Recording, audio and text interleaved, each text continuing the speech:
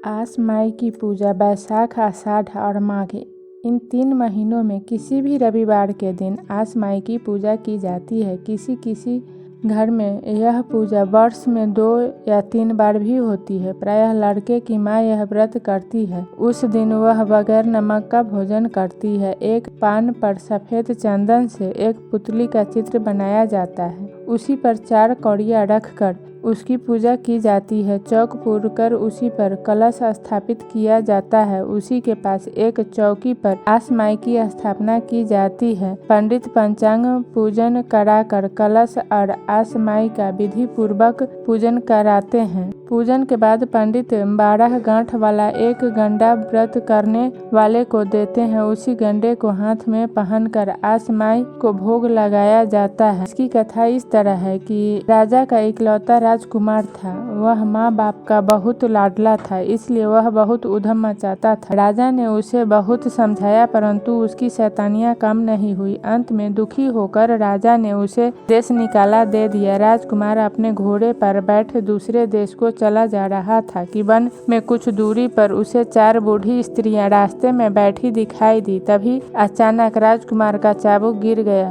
उसे उठाने के लिए घोड़े से उतरा और फिर सवार होकर आगे बढ़ा।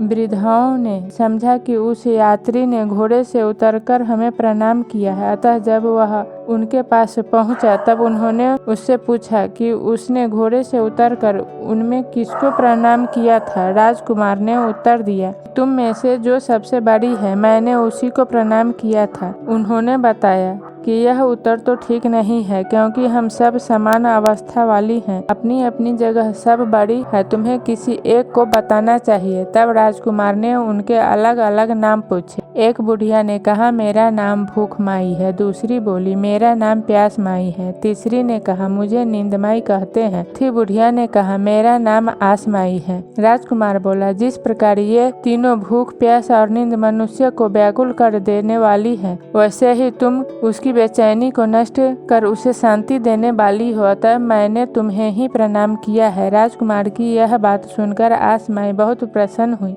और उस राजकुमार को 4 कौड़ियाँ देकर आशीर्वाद दिया कि जब तक ये कौड़ियाँ तुम्हारे पास रहेगी तब तक कोई भी तुमसे युद्ध में या जुए आदि में न जीत सकेगा। जो भी काम की तुम इच्छा करोगे वह अवश्य ही तुम्हें प्राप्त होगा। आस माई का आशीर्वाद शिरोधार्य कर राजकुमार वहाँ से चल दिया। घूमते घूमते राजकुमार कुछ दिनों बाद एक राजा की राजधानी में पहुँचा। उस राजा को जुआ खेलने का भारी शौक था। राजा ने राजकुमार के साथ जुआ खेलने की इच्छा प्रकट की। दोनों जुआ खेलने बैठ गए। राजकुमार ने थोड़ी ही देर में राजा की धन दौलत और राजपाट सब कुछ जीत लिया। राजा हार गया। उसने अपने मंत्रियों मित्रों को इकट्ठा करके सलाह ली कि अब क्या करना चाहिए। किसी ने राजकुमार को मार डालने की सलाह दी तो किसी ने उसे राज्य का एक अंश देकर राजी कर लेने को कहा। राजा के पिता के समय के एक बूढ़े मंत्री ने कहा कि विजयी यात्री के साथ अपनी राजकुमारी का विवाह कर दीजिए, यह आपका ही लड़का हो जाएगा। राजा की समझ में बूढ़े मंत्री की बात आ गई और उसने राजकुमार के साथ अपनी बेटी का विवाह कर दिया। विवाह हो जाने पर राजकुमारी और राजकुमार अलग महल में आनंद पूर्वक रहने लगे। राजकन्या सदाचारिणी और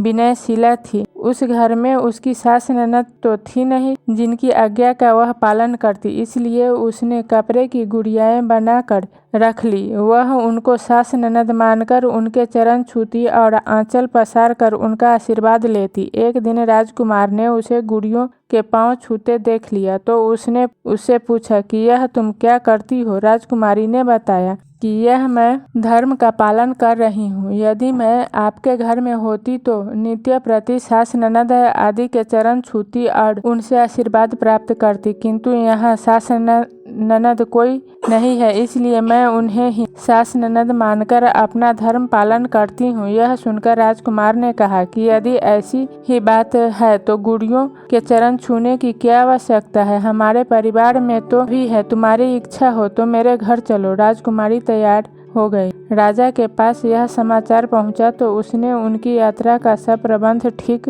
करके बेटी को विदा कर दिया। राजकुमार नई बहू को लेकर कुछ दिनों में अपनी सेना सहित अपने पिता की राजधानी के निकट जा पहुंचा। राजकुमार के वियोग में राजा और रानी रोते रोते अंधे हो गए थे। तभी राजकुमार ने महल के द्वार पर आकर राजा को अपने आने की सूचना दी। यह समाचार पाकर राजा रानी बहुत प्रसन्न हुए। उन्होंने परंपरा अनुसार पहले अपनी बहू को महल में प्रवेश कराया। महल में पहुंचकर बहू ने सास के चरण छुए। सास ने आशीर्वाद दिया। कुछ दिनों बाद बहू के गर्भ से एक अत्यंत सुंदर बालक ने जन्म लिया। इसी बीच राजा रानी की दृष्टि भी ठीक हो गई। जिस घर में अंधकार छाया था उसमें आसमाई की कृपा से आनंद छा गया। तभी से संसार में आसमाई की पूजा हो रही है।